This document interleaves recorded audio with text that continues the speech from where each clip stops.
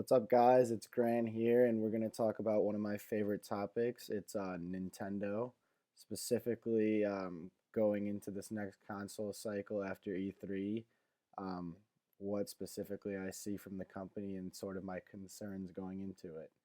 And sort of to start with, we all think of Nintendo as sort of the company that we all remember from our first time playing video games. I mean, our generation is perfectly sort of in line where we all got started on the Nintendo 64.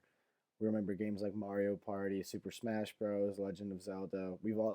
Everyone has played a Nintendo game at some point in their life and has some sort of a story from a Nintendo game.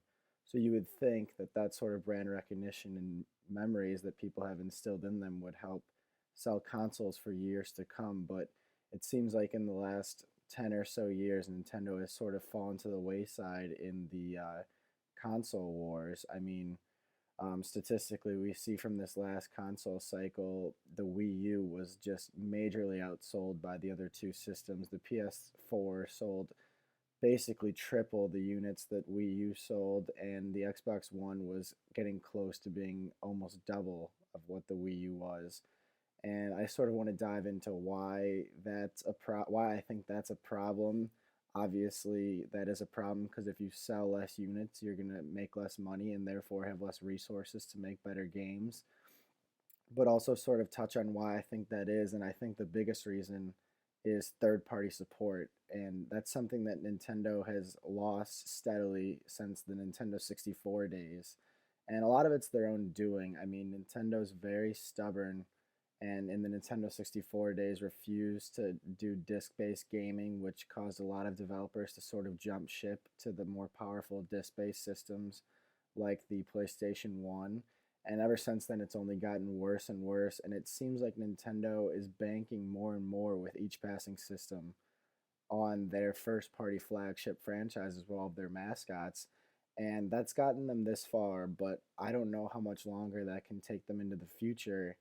And I know me personally, I would hate to see Nintendo not make systems in the future and simply become a developer because I think that hurts the product and it also hurts competition in the industry.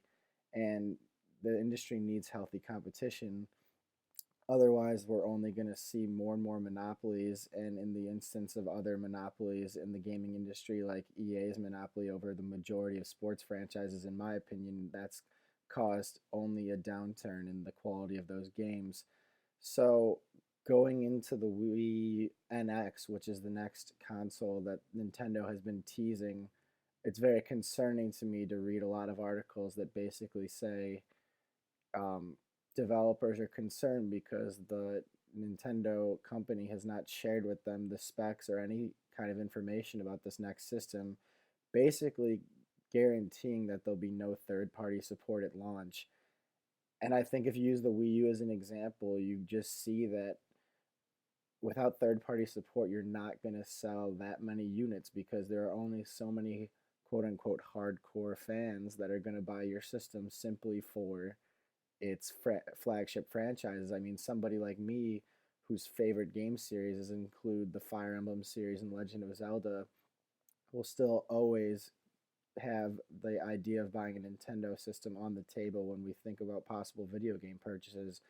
But we're seeing more and more a shift towards gamers moving towards the more powerful Microsoft Xbox and the PlayStation because they want those third party games. They don't want to be stuck to just the exclusive content. They want those big games that they see on TV and at E3. And so I think that's a big problem. I don't know what Nintendo can do right now to fix it because with the NX coming out in the next year or so, I don't know if there's enough time for them to get third party support on board, but it's something that I think they need to take a page out of Microsoft and Sony's book.